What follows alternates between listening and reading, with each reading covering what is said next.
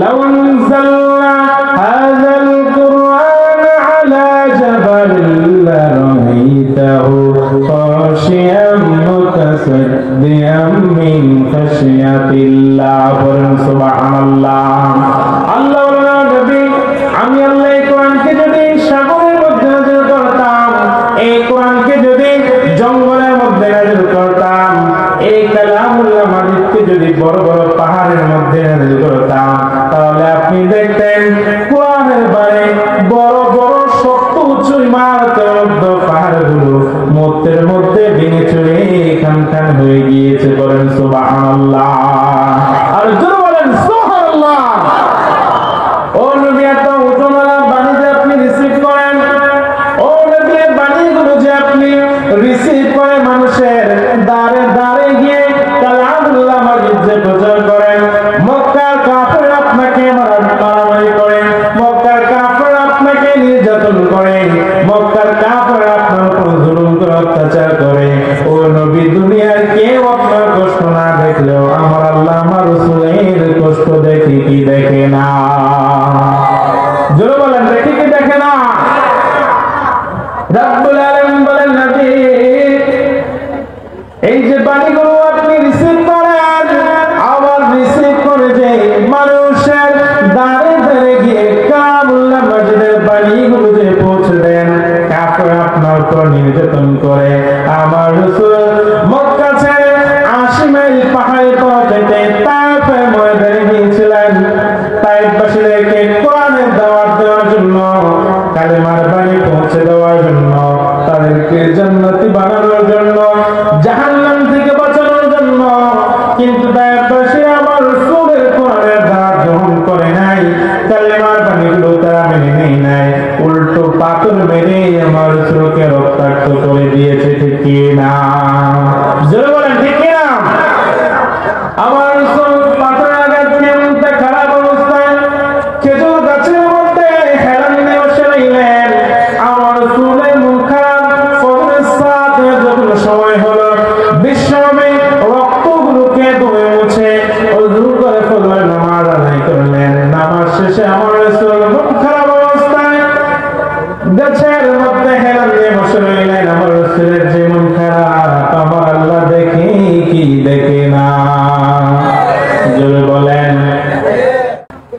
এই যে আমার রাসূল তায়েফবাসীদেরকে কোরআনের দাওয়াত দিতে গিয়েছেন, তায়েফবাসীরা আমার রাসূলের কোরআনের দাওয়াত গ্রহণ করে নাই, উল্টো পাথর মেরে রক্তাক্ত করে দিয়েছিল। ঠিক না?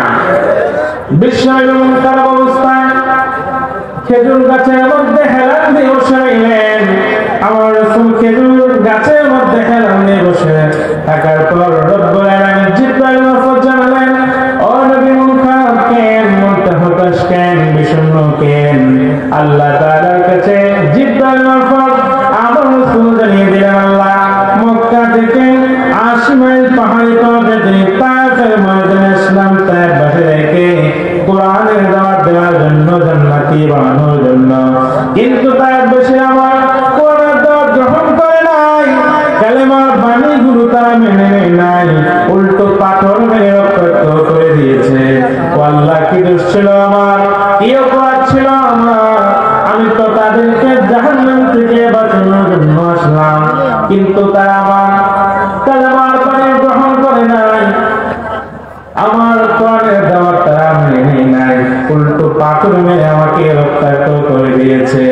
আল্লাহ বলেন, নবী, never lose hope, never give up, don't be frustrated. নবী, হতাশ হবেন না, পেরেশান হবেন না, বিচলিত হবেন না গো নবী।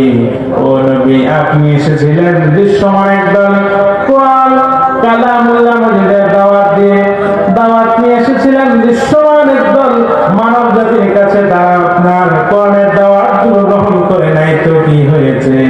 ও নবী, আপনি যখন ফজরের সালাতের মধ্যে মন্ত্রমুগ্ধ মতমাথা কণ্ঠে যখন কালামুল্লাহ মাজিদ থেকে তেলাওয়াত করছিলেন গো নবী, আপনার সুন্দর মধুমাখা কণ্ঠে তেলাওয়াত শুনে জিনের একটি দল কালেমা পড়ে মুসলমান হয়ে গিয়েছে। বলেন সুবহানাল্লাহ। ইন্না সামি'না কুরআনান আজাবান হাদী ইলা রুশদি ফামান্না বি। বলেন সুবহানাল্লাহ। সুবহানাল্লাহ। আল্লাহ বলেন, নবী আপনি যে এসেছিলেন দৃশ্যমান একদল মানব জাতির কাছে কোরআনের দাওয়াত নিয়ে, তারা আপনার কোরআনের দাওয়াত গ্রহণ করে নাই, কালেমা বাণী বলে তারা মেনে নেয় নাই, উল্টো পাথর মেরে আঘাত করেছে। ও নবী, তারা কোরআনের দাওয়াত গ্রহণ করে নাই তো কি হয়েছে? আপনার সুন্দর মধুমাখা কণ্ঠে তেলাওয়াত শুনে জিনের একটি দল কালেমা পড়ে মুসলমান হয়ে গিয়েছে। বলেন সুবহানাল্লাহ। তারপর রব্বুল আলামিন বলেন, ওয়ালাল আখিরাতু খায়রুল লাকা মিনাল উলা ওয়ালাসাউফা ইউতিকা রাব্বুকা ফাতারদা। বলেন সুবহানাল্লাহ। আর জোরে বলেন না সুবহানাল্লাহ। আল্লাহ বলেন, নবী ওয়ালাল আখিরাতু খায়রুল লাকা মিনাল উলা। আল্লাহ বলেন, নবী এই যে দুনিয়াটা, এটা তো আসল ঠিকানা নয়। আসল কি ঠিকানা? কথা বলেন, আসল ঠিকানা কি? রব্বুল আলামিন বলেন, ওয়ালাল আখিরাতু খায়রুল লাকা মিনাল উলা ওয়ালাসাউফা ইউতিকা রাব্বুকা ফাতারদা। বলেন সুবহানাল্লাহ। আল্লাহ বলেন, নবী সময়ের জন্য একটু কষ্ট সহ্য করেন, আখিরাতের মধ্যে আপনার বাচ্চার জন্য সুন্দর ব্যবস্থা রেখে দিয়েছে। বলেন তো এই কথাটা, এই তথ্যটা রব্বুল আলামিন শুধু নবীকে বলেছিলেন নাকি আমাদের সবাইকে জানিয়ে দিয়েছেন? এটা আমাদের জন্য নাকি শুধু রাসূলের জন্য? সবার জন্য। রাসূলকে বলেছেন, উদ্দেশ্য আমরা, ঠিক না? রাসূলকে বলেছেন, উদ্দেশ্য কি? আমরা। আল্লাহ রাসূল বলছেন, নবী দুনিয়াটা তো সবসময় থাকার জায়গা না। বলেন তো এই যে প্রোগ্রামে আমরা আসলাম, এই সুন্দর সামিয়ানার নিচে বসলাম, আলোচনা শেষ হলে আপনারা কি থাকবেন? আমি কি থাকবো? অথচ একদিনের জন্য এটা তৈরি করা হয়েছে। আলোচনা শেষে আমরা যার নিজস্ব বাড়িতে চলে যাব, ঠিক না? ঠিক আল্লাহ বলেন, এই জমিনের মধ্যে যারা আমরা এসেছি তারা আখিরাত থেকে বাজার করার জন্য এসেছি। বাজার শেষ, ঠিক আখিরাতে আবার ফিরে যেতে হবে, ঠিক না?